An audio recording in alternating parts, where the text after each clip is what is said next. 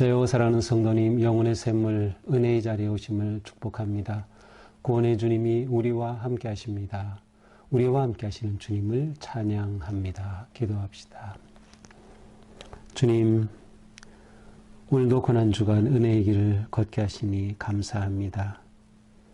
오늘도 주님의 말씀, 예수님의 그 십자가의 순환의 말씀을 대할 때 우리의 마음이 그 크신 십자가의 사랑을 깨닫게 하시고 그 은혜 앞에 열려질 수 있도록 성령님 인도하여 주시옵소서. 말씀 한 구절 한 구절이 우리의 심령을 두드리며 하나님의 그 놀라우신 구속의 은혜와 사랑 앞에 감사와 영광을 돌리는 우리의 심령이 되도록 인도하여 주시옵소서. 이 시간 성령님 저의 마음을 열어주시고 우리 눈을 뜨게 하시고 우리 귀가 열려져서 생명의 말씀으로 충만하게 하여 주시옵소서. 예수님 이름으로 기도합니다. 아멘. 오늘 말씀은 마가복음 14장 53절에서 72절입니다. 그들이 예수를 끌고 대제사장에게로 가니 대제사장들과 장로들과 서기관들이 다 모이더라. 베드로가 예수를 멀찍이 따라 대제사장의 집 뜰 안까지 들어가서 아랫사람들과 함께 앉아 불을 쬐더라. 대제사장들과 온 공회가 예수를 죽이려고 그를 칠 증거를 찾되 얻지 못하니 이는 예수를 쳐서 거짓 증언하는 자가 많으나 그 증언이 서로 일치하지 못함이라. 어떤 사람들이 일어나 예수를 쳐서 거짓 증언하여 이르되 우리가 그의 말을 들으니 손으로 지은 이 성전을 내가 헐고 손으로 짓지 아니한 다른 성전을 사흘 동안에 지으리라 하더라 하되 그 증언도 서로 일치하지 않더라. 대제사장이 가운데에 일어서서 예수께 물어 이르되 너는 아무 대답도 없느냐? 이 사람들이 너를 치는 증거가 어떠하냐 하되 침묵하고 아무 대답도 아니하시거늘 대제사장이 다시 물어 이르되 네가 찬송받으리의 아들 그리스도냐? 예수께서 이르시되 내가 그니라. 인자가 권능자의 우편에 앉은 것과 하늘 구름을 타고 오는 것을 너희가 보리라 하시니 대제사장이 자기 옷을 찢으며 이르되 우리가 어찌 더 증인을 요구하리요? 그 신성 모독하는 말을 너희가 들었도다. 너희는 어떻게 생각하느냐 하니 그들이 다 예수를 사형에 해당한 자로 정죄하고 어떤 사람은 그에게 침을 뱉으며 그의 얼굴을 가리고 주먹으로 치며 이르되 선지자 노릇을 하라 하고 하인들은 손바닥으로 치더라. 베드로는 그 아랫뜰에 있더니 대제사장의 여종 하나가 와서 베드로가 불쬐고 있는 것을 보고 주목하여 이르되 너도 나사렛 예수와 함께 있었도다 하거늘 베드로가 부인하여 이르되 나는 네가 말하는 것이 무엇인지 알지도 못하고 깨닫지도 못하겠노라 하며 앞들로 나갈새 여종이 그를 보고 곁에 서 있는 자들에게 다시 이르되 이 사람은 그 도당이라 하되 또 부인하더라. 조금 후에 곁에 서 있는 사람들이 다시 베드로에게 말하되 너도 갈릴리 사람이니 참으로 그 도당이니라. 그러나 베드로가 저주하며 맹세하되 나는 너희가 말하는 이 사람을 알지 못하노라 하니 닭이 곧 두 번째 울더라. 이에 베드로가 예수께서 자기에게 하신 말씀 곧 닭이 두 번 울기 전에 네가 세 번 나를 부인하리라 하심이 기억되어 그 일을 생각하고 울었더라. 아멘. 겟세마네 동산에서 기도하신 후 유다의 배반과 함께 잡히신 예수님은 이제 대제사장 앞으로 끌려갑니다. 이제 오늘 말씀은 바로 그 대제사장 앞에 끌려가서 일어난 일을 기록하고 있습니다. 그곳에는 대제사장들과 백성의 지도자들인 장로들과 서기관들이 다 모여 있었습니다.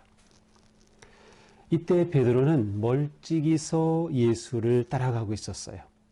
그래서 예수님은 안으로 들어가시고 베드로는 대제사장의 집 뜰 안까지 들어가서 아랫사람과 함께 불을 쬐고 있었습니다. 베드로가 멀찍이, 이것은 베드로와 예수님의 거리, 마음의 거리라고 할까요? 영적인 거리를 잘 표현하는 것 같습니다. 이전까지는 예수님 바짝 붙어서 그리고 특별한 일이 있을 때마다 예수님은 베드로, 야고보, 요한과 함께 그 자리에 있었는데 지금 베드로는 멀찍이서 예수님을 보고 있습니다. 이때 대제사장들과 온 공회는 예수를 죽이려고 예수를 칠 증거를 찾고 있습니다. 여기서 공회라고 하면 산헤드린이라고 보통 말하는데 이 당시 이스라엘의 70명으로 구성된 의회였습니다. 그래서 이곳에서 유대인에 관계된 그러한 모든 것들, 민족적인 것, 종교적인 것들을 판단하고 재판하곤 했죠. 바로 예수를 끌어와서 이제 그곳에서 어떻게 예수를 칠까 하고 증거를 찾고 있습니다. 증거가 있어야 그 증거를 가지고 예수에 대한 판결을 내리기 때문이죠. 그들의 목적은 하나입니다. 예수를 죽이려고. 죽이고자 하는 그들의 이제 증인들을 세웁니다. 그렇게 해서 세운 자들은 56절에 보니까 거짓 증언을 합니다. 그런데 이런 자들이 여럿이 있었어요. 그런데 문제는 이들이 거짓 증언을 하지만 그 증언이 일치하는 것이 없었습니다. 예수를 거짓 증언하고 예수에 대해 공격적으로 그렇게 말하는 사람들이 그곳에서 서서 말하죠. 그러면서 58절에 보니까 한 사람이 이렇게 말하는 겁니다. 우리가 그의 말을 들으니, 예수의 말을 들으니 손으로 지은 이 성전을 내가 헐고 손으로 짓지 아니한 다른 성전을 사흘 동안에 지으리라 하더라. 예수님이 이런 말씀을 하신 적이 있죠. 그런데 이 사람조차도 거짓으로 말합니다. 예수님은 내가 이 성전을 헐겠다 하신 적이 없어요. 오히려 예수님은 너희가 헐라. 내가 이 성전을 사흘 안에 세우겠다. 그리고 예수님은 바로 그 성전이 자기 자신의 몸을 가리키는 것이었지 이 예루살렘 그 성전 돌로 지은 그 건물을 가리키는 것은 아니었습니다. 그러나 이들은 예수가 바로 이 성전을 허문다고 했다. 그렇게 허물고 사흘 동안 지을 것이다 라고 말했다 라고 고소를 하는 거죠. 거짓 증언을 합니다. 하지만 이것조차도 서로 일치하지가 않아요. 그러자 대제사장이 그 가운데 일어서서 이때 대제사장은 가야바였습니다. 예수께 묻습니다. 너는 아무 대답도 없느냐? 이 사람들이 너를 치는 증거가 어떠하냐? 이들이 이렇게 너를 반대해서 너에 대해서 불리한 증언을 하고 있는데 너도 말해봐라 이렇게 하는 거죠. 그러나 예수님은 침묵하시며 아무 대답도 하지 않습니다. 그러자 대제사장이 또 묻습니다. 네가 찬송받으리의 아들 그리스도냐? 물론 여기서 대제사장은 꼭 가야바라고 할 수는 없을 것 같아요. 제가 앞에서 대제사장은 가야바라고 했는데 이때의 대제사장은 가야바였어요. 근데 여기는 여럿의 대제사장들이 이것이 임기가 채우면 다른 사람이 하면서 모여 있었어요. 하지만 아마도 가야바일 것 같습니다. 예수 그리스도께 묻죠. 네가 찬송받을 이의 아들 그리스도냐? 네가 그리스도냐? 묻습니다. 자, 그런데 놀랍게도 62절 예수님 말씀하시죠. 내가 그니라. I am. 나는 내가 그다. 내가 그리스도다. 라고 말씀하셔요. 인자가 권능자의 우편에 앉은 것과 하늘구름을 타고 오는 것을 너희가 보리라. 이것은 이 마가복음에서 굉장히 중요한 정점입니다. 물론 가장 중요한 것은 예수 그리스도의 부활이지만 여기서 중요한 것은 무엇입니까? 예수님이 드디어 말씀하신 거예요. 내가 그다, 내가 그리스도다 라고 말씀하신 거죠. 자, 마가복음에서 예수님은 계속 함구령을 내리셨죠. 언제? 예수가 그리스도시라고 하는 것을 고백하려고 할 때마다 아니다, 아니다. 기적을 행하시고 치유하시고 귀신을 내쫓고 그때마다 금하셨어요. 그런데 드디어 예수님이 내가 그리스도다, 내가 그다라고 밝히시는 겁니다. 놀라운 순간이죠. 왜 지금 밝히시나요? 바로 지금 이 모습이 진짜 그리스도이기 때문이에요. 이스라엘 백성들은 메시아 하면 그들이 그리스도를 올 것을 기대하고 믿고 생각했지만 또 예수님이 메시아라고 생각했겠지만 그들이 생각한 메시아는 고난받는 메시아가 아니었어요. 더 나아가 죽임당하는 메시아는 상상도 하지 못했어요. 그런데 예수님은 바로 이렇게 잡히시고 순환을 당하신 이때 비로소 내가 그리스도다라고 밝히는 거죠. 진정한 그리스도의 비밀이 여기서 열려지는 것입니다. 내가 그다 그러면서 하늘 구름 타고 오는 것을 너희가 볼 것이다. 예수님의 그리스도 되심을 분명하게 선언하시는 거죠. 자기 선언입니다. 이 말을 듣자 대제사장이 옷을 찢습니다. 분개한 거죠. 그러면서 우리가 어찌 더 증인을 요구하리뇨? 그는 신성모독하는 말을 너희가 들었도다. 자, 신성모독한다. 왜? 예수님이 내가 그다라고 말했기 때문에. 더 나아가서 인자고 권능자의 우편에 앉은 것, 하늘구름을 타고 오는 것을 너희가 볼 것이다 했으니 신성모독이라는 거죠. 예수가 그리스도를 밝히는 순간 그들은 예수 그리스도를 전혀 알아보지 못한 거죠. 그러면서 오히려 신성모독이라고 말씀하시는 거예요. 하나님이 내가 하나님이다라고 말씀하시는데 신성모독이라고 말도 안 되는 그러한 결론을 내리죠. 바로 이 신성모독이 예수님의 죄명이 됩니다. 그래서 그들은 어떻게 합니까? 그들이 다 예수를 사형에 해당한 자로 정죄하고 이건 마땅히 죽여야 돼. 사형감이야. 이렇게 그들이 의견을 모았습니다. 그렇게 되고 사람들은 그 예수님께 침을 뱉어요. 얼굴을 주먹으로 쳐요. 심지어 하인들이 손바닥으로 때려요. 아주 극한 모욕을 주는 거죠. 예수님이 이 모욕을 당하십니다. 자, 이렇게 진행된 이 재판 과정, 유대인의 재판 과정은 다 불법이었어요. 그들의 법에 따라서도 불법이에요. 지금 이들은 유월절 그리고 무교절을 지내죠. 이 절기 동안에는 이와 같은 판결을 내릴 수가 없어요. 이런 재판. 절기에는 이 절기를 지키며 기뻐하고 하나님의 은혜를 감사하고 하는데 집중해야 되는데, 그런데 그들은 불법적으로 모인 거지요. 또한 사형 재판할 경우에는 밤에는 하지 못하게 돼 있어요. 낮에만 하게 돼 있지만 이들은 그것도 어겼어요. 예수님의 변호권조차 보장하지 않았어요. 그들의 법은 변호권이 있었어요. 그러나 그것도 보장하지 않죠. 또한 선고는 신문한 그 당일에는 내리지 못했어요. 좀 더 바르게 심사숙고해서 선고하도록 했기 때문이죠. 그러나 바로 그날에 그 시간에 곧장 사형에 해당된다. 정죄해버리고 말았습니다. 자, 그러나 그들에게 문제는 뭡니까? 예수님을 죽일 권한이 없었어요. 유대인 법으로는, 더군다나 신성모독죄 가지고는 그들이 예수님을 죽일 권한이 없었죠. 그래서 그것이 바로 내일 보게 될 본문으로 이어지게 됩니다. 자, 이렇게 예수님에 대한 유대인의 법정에서 공의회원들 앞에서 이와 같은 일이 일어난 동안에 베드로는 지금 못하고 있습니까? 66절에 보니까 저 아랫뜰에 있습니다. 불을 쬐고 있죠. 그런데 대제사장의 여종 하나가 와서 베드로가 불 쬐는 것을 이렇게 빤히 봅니다. 주목하더니 나사렛 예수와 함께 있었어요, 이 사람. 그런 겁니다. 나사렛 예수와 함께 있었도다. 그러자 베드로가 나 아니야 라고 부인합니다. 나는 내가 말하는 것이 무엇인지 알지도 못하고 나 깨닫지도 못해, 이해도 못해. 너 무슨 말하는 거야? 오히려 베드로가 화를 내면서 자기 아니라고 하죠. 여종이 다시 그를 보고 곁에 있는 자들에게 다시 말합니다. 이 사람 그 도당이다. 저 나사렛 예수와 함께 있었던 사람이요. 그러자 70절 또 부인합니다. 그런데 이번에는 곁에 있던 다른 사람들이 말하는 거예요. 베드로에게 말하죠. 너도 갈릴리 사람이니 참으로 그 도당이니라.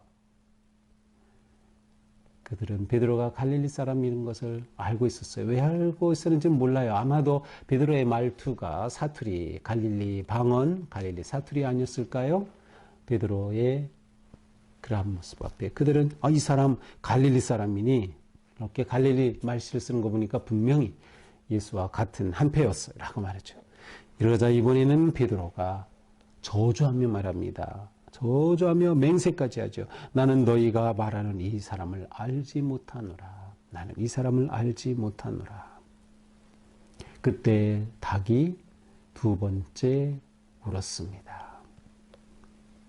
닭 우는 소리에 베드로가 깜짝 놀라죠. 왜냐하면 예수님이 뭐라고 하셨어요?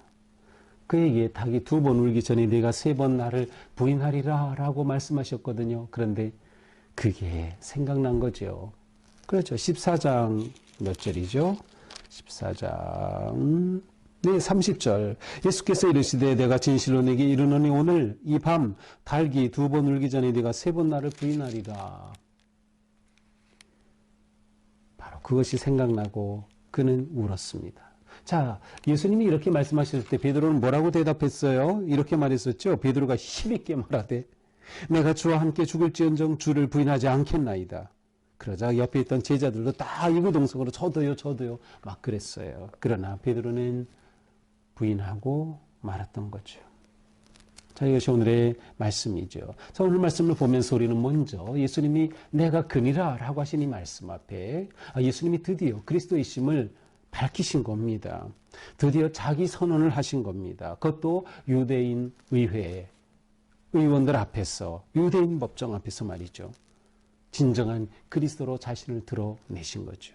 그러나 그리스도를 알지 못하는 이들은 주님을 알아볼 리가 없어요. 오히려 신성모독죄로 예수님을 사형에 합당하다고 결정하고 말죠.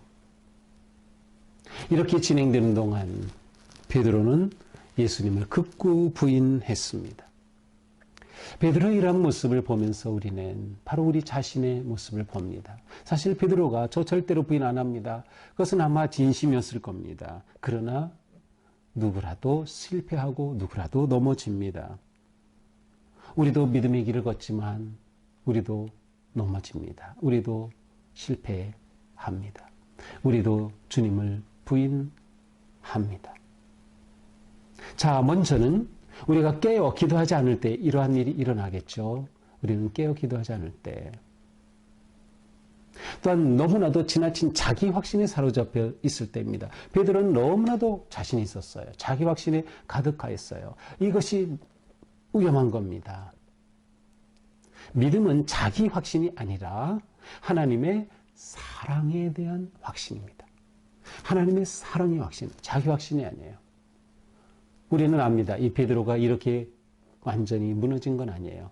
나중에 예수님은 베드로를 다시 회복시켜 주시죠. 거기서 중요한 것은 무엇이에요? 베드로의 회복의 근거는 예수님의 사랑이었습니다. 우리에게 중요한 것은 자기 확신이 아니라 주님의 사랑입니다. 우리가 예수님을 믿을 때, 또한 예수님을 믿음으로 믿음의 삶, 또한 예배하고 교회에 사역하고 이러한 일을 행할 때 우리에게 중요한 것은 무엇인가? 내 주장과 내 확신이 아니라 하나님의 사랑에 대한 확신과 감사입니다. 나는 언제나 무너질 수 있다는 사실을 기억해야 합니다. 나도 실패하고 무너짐을 기억해야 합니다. 그래서 우리는 끊임없이 주님 앞에 무릎을 꿇어야 하고 끊임없이 주님 앞에 우리의 죄로부터 돌이키며 회개해야 하는 것이죠. 주님을 의지하지 않고서는 아무리 맹세해도 그것이 우리를 지키는 것이 아니기 때문입니다. 자, 우리는 예수님의 제자로 살아갈 때 무엇이 중요할까요? 바로 예수님과 함께하는 것입니다. 바로 베드로의 실패는 그 점에 있었어요. 예수님이 순환을 당하실 때 그 곁에서 함께 있어줘야 되는데 나도 그 사람이요 라고 말할 수 있어야 되는데 나는 아니요 라고 자기를 부인한 거죠. 예수님과 공범인 것을 자처할 수 있어야 하는데 예수님과 공범이 아니라고 부인한 거예요. 예수님의 제자는 누군가? 나도 예수님과 공범입니다 라고 말할 수 있어야 하는 거죠. 예수님이 순환당할 때 나도 그 자리에 함께 순환당할 수 있고 예수님이 모욕당할 때 나도 모욕을 당할 수 있는 것이 진정한 제자입니다. 이것이 우리의 믿음의 삶이어야 합니다. 세상은 예수님을 이처럼 모함하고 거짓 증인들을 세우며 불법적으로 사형에 해당한다고 결론을 내렸습니다. 이것이 세상이죠. 이것이 세상의 권력입니다. 그러나 우리는 믿음으로 살 때, 의롭고 바른 길을 걸을 때 이러한 도전 앞에서도 나는 예수님과 한편입니다 라는 믿음의 고백, 확신이 있어야 하는 거죠. 말은 이렇게 하지만 정말 이것이 얼마나 어려운지 우리는 압니다. 우리는 진정한 예수 그리스도의 증인이 되어야 하는 거죠. 예수님이 유대인 법정에서 거짓 증언들의 그 증언 앞에 서셨던 예수님, 그러나 우리는 이제 예수님을 옹호하고 예수님이 진정한 그리스도이심을, 예수님이 생명의 주님이심을, 예수님이 구세주이심을 우리가 증언하는 삶을 살아야 하는 거죠. 이것이 진정한 제자의 길이 아닐까요? 오늘 우리가 또한 고난주간 계속 걸어가면서 어떻게 내가 주님 편에 설까? 내가 어떻게 주님과 함께 할까? 내가 주님과 공범인 것이 부끄럽지 않고 주님과 함께 있는 것이 자랑이고 그것이 어떤 길이라도 내가 기꺼이 감수하겠다고 하는 그러한 결단과 헌신으로 오늘 우리의 삶이 주님 앞에 거룩하게 드려지는 하루가 될 수 있기를 주님의 이름으로 축복합니다. 기도합시다. 주님 감사합니다. 우리는 베드로처럼 무너질 수밖에 없고 연약합니다. 실패할 수밖에 없습니다. 그러니 저희들 나를 의지하지 않고 내 힘, 내 능력, 내 재산, 내 경험, 내가 가지고 있는 그것이 아니라 오직 주님의 사랑만 의지하게 하여 주시옵소서. 우리가 걷는 걸음걸음마다 예수님과 함께하는 걸음, 예수님 편에 서는 걸음, 예수님을 증거하는 우리의 삶이 되게 하여 주시옵소서. 세상이 예수님을 욕되게 할 때 막아 설 수 있는 용기가 우리에게 필요합니다. 주님, 불쌍히 여겨주셔서 우리에게 참 믿음과 용기를 더하여 주시옵소서. 예수님이 그리스도이심을 증거하고 선포할 수 있는 우리가 되게 하여 주옵소서. 예수님 이름으로 기도합니다. 아멘. 네, 오늘도 주님의 은혜 안에서 우리 삶이 오직 제자의 거룩한 순종과 헌신의 길을 아름답게 걷기를 축복합니다. 사랑합니다.